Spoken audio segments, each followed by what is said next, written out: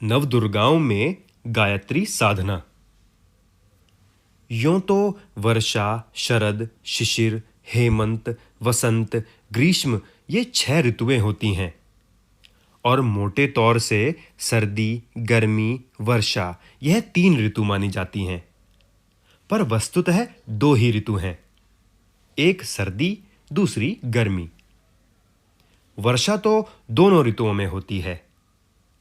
गर्मियों में मेघ सावन भादों में बरसते हैं, सर्दियों में पौष माघ में वर्षा होती है।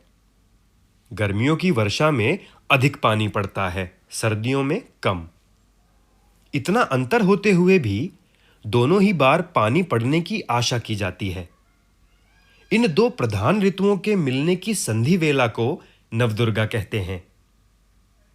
दिन और रात्रि के मिलन काल को संध्या काल कहते हैं और उस महत्वपूर्ण संध्या काल को बड़ी सावधानी से बिताते हैं। सूर्योदय और सूर्यास्त के समय भोजन करना, सोते रहना, मैथुन करना या यात्रा आरंभ करना आदि कितने ही कार्य वर्जित हैं। उस समय को ईश्वर आराधना, संध्या वंदन, आत्म साधना आदि कार्यों में लगाते हैं, क्योंकि वह समय जिन कार्यों के लिए सूक्ष्म दृष्टि से अधिक उपयोगी है, वही कार्य करने में थोड़े ही श्रम से अधिक और आश्चर्यजनक सहायता मिलती है। इसी प्रकार जो कार्य वर्जित हैं, वे उस समय में अन्य समयों की अपेक्षा हानिकारक होते हैं। सर्दी और गर्मी की ऋतुओं का मिलन दिन और रात्रि के मिलन के समान संध्या काल है। पुण्य पर्व है। पुराणों में कहा है कि ऋतुएं 9 दिन के लिए ऋतुमयी रजस्वला होती हैं। जैसे रजस्वला को विशेष आहार विहार और आचार विचार आदि का ध्यान रखना आवश्यक होता है, वैसे ही उस संध्या काल का संधि वेला में रजस्वला अवधि में विशेष स्थिति में रहने की आवश्यकता होती है। आरोग्य शास्त्र के पंडित जानते हैं कि आश्विन और चैत्र में जो सूक्ष्म ऋतु परिवर्तन होता है, उसका प्रभाव शरीर पर कितनी अधिक मात्रा में होता है। उस प्रभाव से स्वास्थ्य की दीवारें हिल जाती हैं और अनेक व्यक्ति ज्वर, जूड़ी, हैजा, दस्त, चेचक, अवसाद आदि अनेक रोगों से ग्रस्त हो जाते हैं।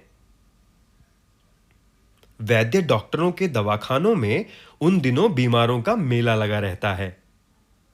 वैद्य लोग जानते हैं कि वमन, विरेचन, नस्य, स्वेदन, वस्ति, रक्त मोक्षण आदि शरीर शोधन कार्यों के लिए अश्विन और चैत्र का महीना ही सबसे उपयुक्त है।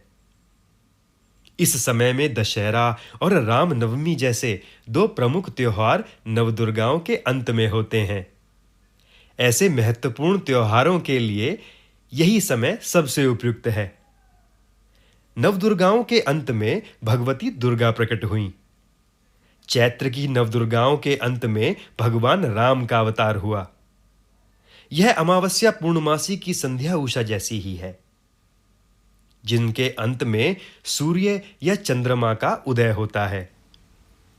ऋतु परिवर्तन का अवसर वैसे सामान्य दृष्टि से तो कष्टकारक, हानिप्रद जान पड़ता है। उस समय अधिकांश लोगों को कुछ न कुछ शारीरिक कष्ट, कोई छोटा बड़ा रोग हो जाता है, पर वास्तव में बात उल्टी होती है। उस समय शारीरिक जीवन शक्ति में ज्वर किसी अवस्था उत्पन्न होती है और उसके प्रभाव से पिछले 6 मास में आहार विहार में जो अनियमितताएं हुई हैं, हमने कुअभ्यास या स्वादवश जो अनुचित और अतिरिक्त सामग्री ग्रहण करके दूषित तत्वों को बढ़ाया, वह शक्ति उनके निराकरण का उद्योग करने लगती है। यही दोष निष्कासन की प्रतिक्रिया सामान्य जूड़ी बुखार, जुखाम, खांसी आदि के रूप में प्रकट होती है। यदि उपवास या स्वल्प आहार द्वारा शरीर को अपनी सफाई आप कर लेने का मौका दें और जप उपासना द्वारा मानसिक क्षेत्र के मल विक्षेपों को दूर करने का प्रयत्न करें, तो आगामी कई महीनों के लिए रोगों से बचकर स्वस्थ जीवन बिताने के योग्य बन सकते हैं। गायत्री का यह लघु अनुष्ठान इस दृष्टि से परम उपयोगी है। क्वार और चैत्र मास शुक्ल पक्ष में पड़वा से लेकर नवमी तक 9 दुर्गाएं रहती हैं। यह समय गायत्री साधना के लिए सबसे अधिक उपयुक्त है। इन दिनों में उपवास रखकर 24,000 मंत्रों के जप का छोटा सा अनुष्ठान कर लेना चाहिए। यह छोटी साधना भी बड़ी के समान उपयोगी सिद्ध होती है।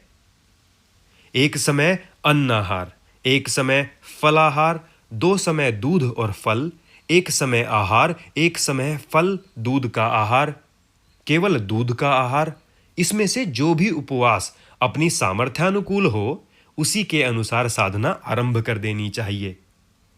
प्रातःकाल ब्रह्म मुहूर्त में उठकर शौच स्नान से निवृत्त होकर पूर्व वर्णित नियमों को ध्यान में रखते हुए बैठना चाहिए। 9 दिन में 24,000 जप करना है। प्रतिदिन 2,667 मंत्र जपने हैं। एक माला में 108 दाने होते हैं। प्रतिदिन 27 मालाएं जपने से यह संख्या पूरी हो जाती है। 3-4 घंटे में अपनी गति के अनुसार इतनी मालाएं आसानी से जपी जा सकती हैं। यदि एक बार में इतने समय लगाकर जप करना कठिन हो तो अधिकांश भाग प्रातःकाल पूरा करके न्यून अंश सायंकाल को पूरा कर लेना चाहिए। अंतिम दिन हवन के लिए है।